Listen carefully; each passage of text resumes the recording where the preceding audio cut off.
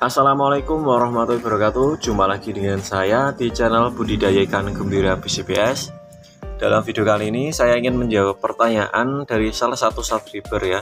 Yang kemarin ada yang bertanya mengenai Bang, apa sih penyebab dari ikan lele yang menggantung dan mati pada saat awal tebar benih atau tebar bibit ya.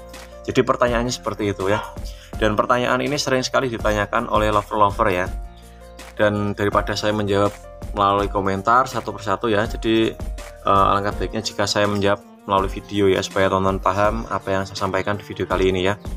Dan usahakan buat tonton yang ingin belajar dalam budidaya ikan lele di sistem budi galon ini, silahkan tonton video ini dari awal sampai akhir tonton ya. Jangan di skip dan jangan di lewat-lewatin ya, supaya tonton paham apa yang saya sampaikan. Oke, kita kembali ke topik teman-teman. Sebenarnya dalam media budidaya ikan lele, budidaya ikan lele di galon ini itu tidak jauh berbeda dengan kita budidaya ikan lele di terpal ataupun kolam beton teman-teman ya. Yang membedakan adalah di tingkat volume air dan juga jumlah tebar ya. Sebenarnya untuk cara supaya ikan lele kita aman pada awal kita tebar bibit itu sebenarnya sederhana sekali ya. Kita hanya mementingkan air, tempat, pakan, dan juga pengamatan ya. Yang pertama adalah air ya. Tentunya untuk budidaya di sistem apapun, air adalah sumber kehidupan pada ikan lele ya.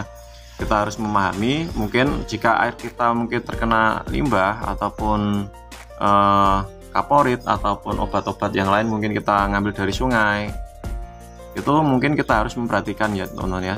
Jadi pastikan air tersebut layak dan bagus untuk ikan lele ya. Sebenarnya ikan lele ini kan ikan yang sangat tahan sekali terhadap lingkungan yang tercemar. Tapi untuk budidaya kita harus memperhatikan ya, supaya pertumbuhannya normal dan aman, kita harus memperhatikan air ini teman-teman ya. Dan yang kedua adalah pakan ya. Untuk pakan kita juga memberikan dengan takaran yang tepat. Banyak sekali dari teman-teman yang bertanya untuk pemberian pakan itu merek jenis pakannya apa dan pemberian pakannya gimana. Sebenarnya untuk pakan yang kita gunakan untuk bibit ya, ini saya sarankan kasihlah pakan sesuai dengan ukuran ikan. Jadi untuk tebar awal saya sarankan belilah pakan PF 1000 teman ya, karena itu sangat bagus sekali untuk mempercepat pertumbuhan bibit ikan lele ya. Jadi cukup kita membeli 1 kilo saja itu sudah bisa kita gunakan sampai 3 minggu mungkin atau 1 bulan ya. Dan setelah kita habis di PF 1000 lalu kita ganti di min 1 sampai panen ya. Lalu takarannya seberapa Bang? Untuk takarannya kita sesuaikan dari jumlah tebar ya. Mungkin kan maksimal saya sarankan di 15 ekor ya. Mungkin kita bisa kasih sejumput lah ya, sejumput, pasti tonton paham lah ya. Atau kurang lebih sekitar satu sepucuk sendok teh itu kita bagi menjadi 2 atau 3 tempat ya untuk pemberian pakan ya. Jadi sedikit sekali, kalau kurang kita tambahin, tapi jangan sampai berlebihan. Dan usahakan pada proses pemberian pakan kita rendam terlebih dahulu pakan yang kita mau kasih pakan ke ikan lele ya. Supaya apa? Supaya ikan lele kita nanti tidak menggantung, tidak sakit ya, dan tidak mati ya. Lalu selain dari pemberian pakan, hal yang perlu kita perhatikan adalah di tempat ya, tempat atau media. Jadi karena medianya ini galon ya, saya sarankan tempatkan di tempat yang jangan terlalu terbuka secara full ya, atau seenggaknya ada penutupnya lah, supaya tidak terkena sinar matahari secara langsung ya.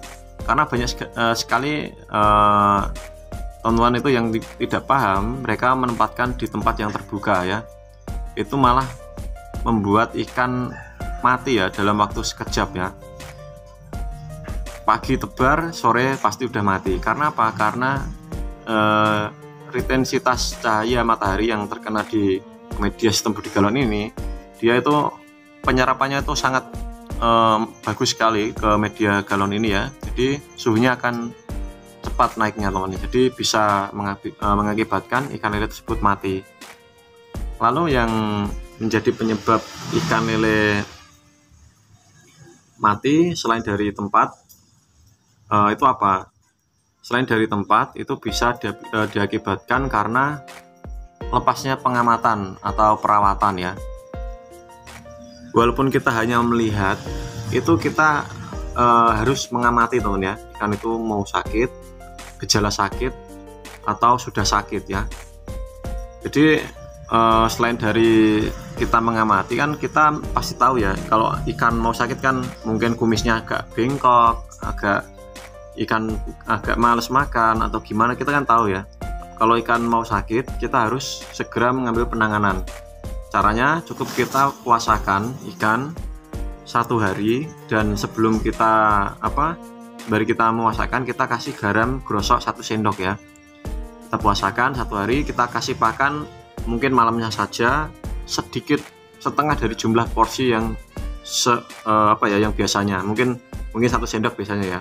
Kita kasih 1/4 sendok. Jadi seperti itu ya.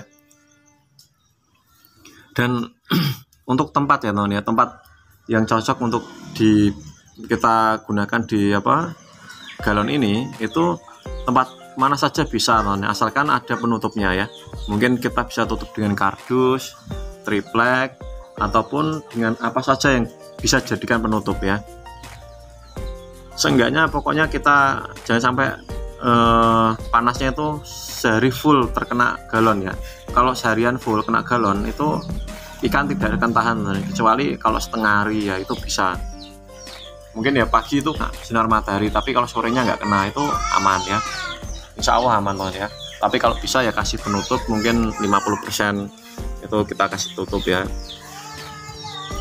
Dan mungkin buat teman-teman yang ingin belajar mengenai tentang sistem budi galon ini atau budidaya ikan lele di dalam galon, silakan teman-teman tanyakan dalam komentar ya. Mungkin teman-teman mengalami sesuatu yang kesulitan dalam budidaya ikan lele di galon ini.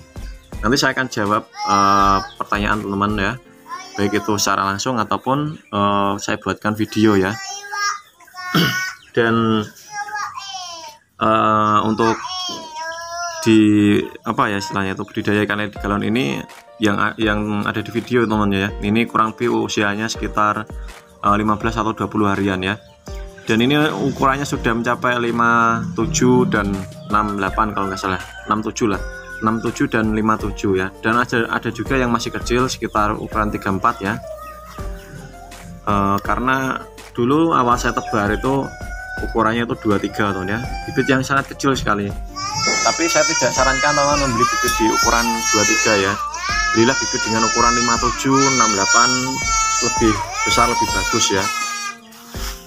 Karena semakin kecil semakin besar resiko ya, dan semakin besar semakin juga mudah, dan juga pemberian perawatannya pun akan lancar ya dan mudah.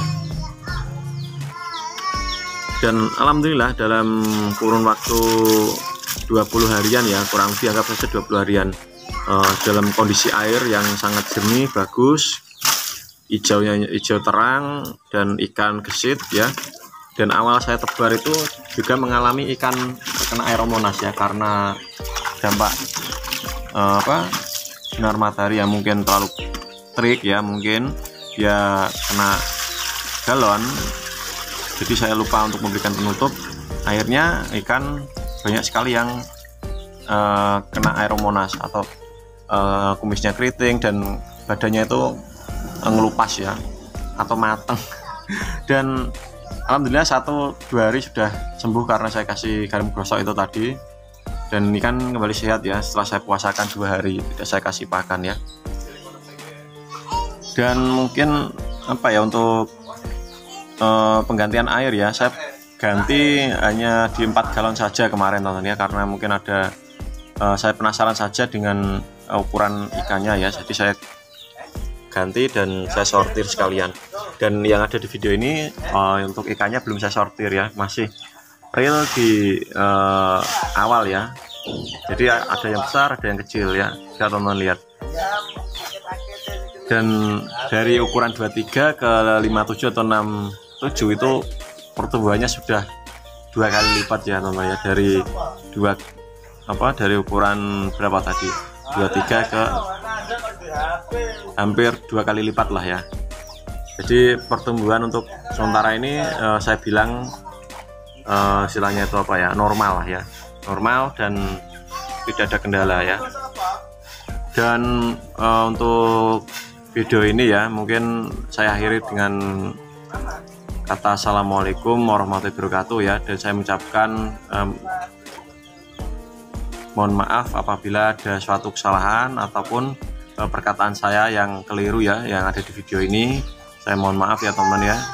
Video ini saya akhiri dengan kata assalamualaikum warahmatullahi wabarakatuh. Salam Tanikan Ilmu Nusantara, salam jos ya. Sukses selalu buat teman-teman ya. Dan silahkan dicoba, dipraktekkan.